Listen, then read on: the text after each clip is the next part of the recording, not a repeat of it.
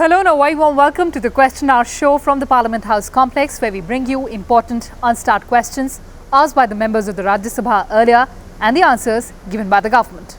I'm Kriti Mishra, and joining me is my colleague Vishal Dahiya. Well, thank you so much, Kriti, and let's take our viewers through the questions for today. And the first question for the day has been asked by member Narayan Bhai Ratwa, and this one is to the Ministry of Finance. The member wants to know from the government about the estimate of the total black money in the country. Well, there's no official estimation of black money in the country. However, the government says that it has taken several concrete steps to crack down on black money. Recent major initiatives in this regard include enactment of the Black Money Undisclosed Foreign Assets and Income and Imposition of Tax Act 2015, which has come into force with effect from 1st of July 2015 to specifically and more effectively deal with the issue of black money stashed away abroad. Enactment of the Benami Transactions Prohibition Amendment Act 2016 to comprehensively amend the Benami Transactions Prohibition Act 1988 with a view to enable confiscation of Benami property and prosecution of Benamidar and the beneficial owner. The government has brought in a large number of legislative provisions in the Income Tax 1961 to effectively tackle the menace of black money.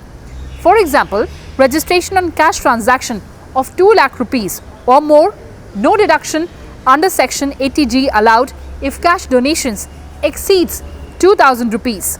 Restrictions imposed on donations of 2,000 rupees or more to political parties otherwise than through a bank account or electoral bonds. Constitution of the Special Investigation Team, which is SIT, on black money under chairmanship and vice chairmanship of 2 former judges of Honorable Supreme Court. Let's move on to the next question, and this one has been asked by member K. Soma Prasad, and this one pertains to the Ministry of Ayurveda, Yoga, Naturopathy, Unani, Siddha. And he has asked whether government has assessed the role and contribution of Ayush systems, including workforce, therapeutics and principles in healthcare delivery system with special reference to National Rural Health Mission Programme. Well, the government in its answer says that the National Health Policy 2017 has set its objective as an attainment of the highest possible level of health and well-being for all through preventive and promotive healthcare and universal access to good quality health services without anyone having to face financial hardship as a consequence. It also suggests that patients who so choose and when appropriate would have access to Ayush care providers based on documentation and validated local, home and community-based practices. Now, these systems would also have government support in research and supervision to develop and enrich their contribution to meeting the national health goals and objectives through integrative practices. Now, the policy also emphasized promotion of healthy living and preventive strategies from Ayush segments and yoga at the workplace, in the schools and in the community as well. Now, for persons with so choose, this policy ensures access to Ayush remedies through co-location in public facilities. The ministry further says that as on 31st of March 2019, a total of 15,172, that is 45% of PHCs and above level facilities were providing Ayush services. A total of 11,837 Ayush medical officers and 4,549 Ayush paramedics were engaged through NHM as these facilities. As on 31st of March 2019, a total of 15,627 Ayush doctors were engaged in the mobile health teams under the Rashtriya Bal Swasthya Karyakram. Well, the next question is by member MP Virendra Kumar, and this one is to the Ministry of Earth Sciences, where the member wants to know from the government whether there is any proposal for upgradation of weather forecasting technology or equipment to ensure correct forecasting. Well, the answer is an affirmative, and the government says that it is planned to further enhance the accuracy of weather forecasts and their effective and timely dissemination in the ensuing years. For this purpose, under the umbrella scheme entitled Atmosphere and Climate Research, Modelling, Observing Systems and Services, a sub-scheme has been planned, wherein upgradation of forecast system and the various components of this sub-scheme include development of an advanced operational forecast system, upgradation and sustenance of communication systems for weather services, capacity building and outreach program, And as a part of the first component, it is planned to have a decision support system to enable the weather forecasters to view and analyze huge volume of data and products efficiently within the given time frame and decide the forecast, and the inclusion of user-friendly textual and graphic products as well as videos is also envisaged under this program. This, along with further other improvements in the observational, network and numerical modeling capability as planned under ACROSS, are also expected to increase the accuracy of weather forecasts. Let's move on to the next question, and this one has been asked by member Vijay Reddy, and this one pertains to the Ministry of Housing and Urban Affairs. And Mr. Reddy has asked the government whether it has reviewed implementation of Real Estate Regulatory Authority since its enactment.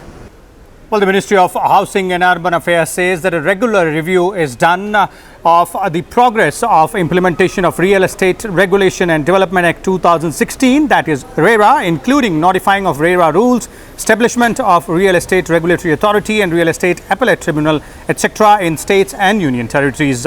Now, Section 84 of RERA provides that the appropriate government, that is states or union territories, shall make and notify rules for carrying out the provisions of RERA. Now, the rules framed by states and union territories have to be in consonance with RERA. So far, 30 states and union territories have notified rules under this particular law. Four northeast states, namely Arunachal Pradesh, Meghalaya, Nagaland and Sikkim, are yet to notify the rules under RERA. Government of India has requested these states to notify the rules earlier. State of West Bengal has enacted its own act, that is West Bengal Housing Industry Regulation Act 2017, instead of notifying rules under RERA. Now, this act has been challenged in the Honorable Supreme Court by a Home Buyers Association, and the matter is sub judice. The ministry further says that RERA is not applicable in the state of Jammu and Kashmir. However, state of Jammu and Kashmir has notified its own act, that is Jammu and Kashmir Regulation and Development Act 2018. In fact, my colleague Kriti Mishra spoke to the member Vijay Reddy on his response about the government's answer to his question. Let's listen in.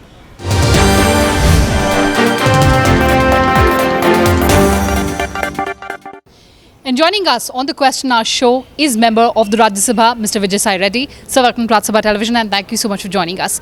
You asked a very important question on RERA, how Supreme Court in fact took action against certain builders in the NCT area. Tell us, how important is this issue and what do you think about government's response? RERA Act is very important and it regulates the construction activity, and also the protect the interest of the buyers and as well as the builders also.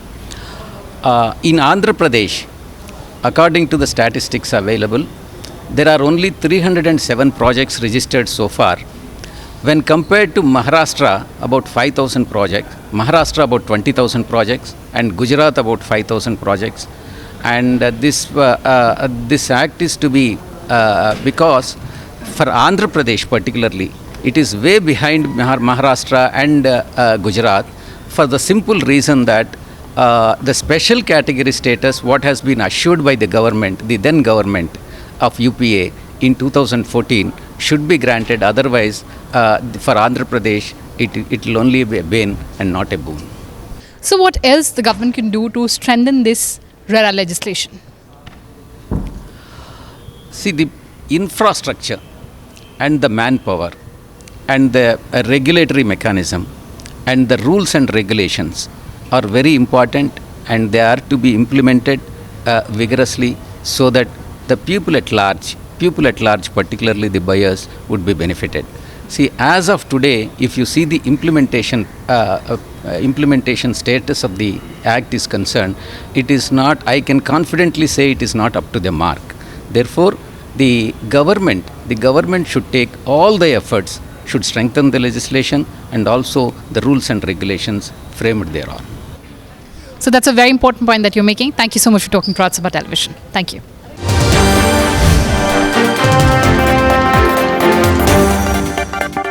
Let's move on to the next question now, and this one is to the Ministry of Finance, and this has been asked by member Rajiv Chandrasekhar, who wants to know from the government about the number of applications received, accepted and loans given under the new 59 minutes micro, small and medium enterprises loan scheme. Well, the government has given a very detailed reply here, and the government says that out of the 2,660,000 applications submitted, 1,59,583 applications for loans on the PSB loan in 59minutes.com portal have been accorded in principle approval since the launch of the portal. Sanctions have been made in respect of 1,33,448 cases. Government and RBI have taken several steps to ensure access of credit to MSMEs, which include advice to all scheduled commercial banks to achieve a 20% year-on-year growth in credit to micro and small enterprises, allocation of 60% of the MSME advances to the micro enterprise accounts, a 10% annual growth in number of micro enterprise accounts, additional working capital limit to meet the requirements arising due to unforeseen or seasonal increase in demand, adoption of one cluster, operationalizing at least one specialized MSME branch in every district, simplified computation of working capital of MSME units to make it minimum 20% of the projected annual turnover of unit for borrow limits up to 5 crore rupees, setting up of trade receivables discounting system, and also to solve the problem of delayed payments to MSMEs. Moving on to the last question now, and this question has been asked by member Ripon Bora, and this question pertains to the Ministry of Health and Family Welfare, and Mr. Bora has asked whether World Health Organization has advised India against 7 diseases as most threatening or viral and has advised to take action against such diseases.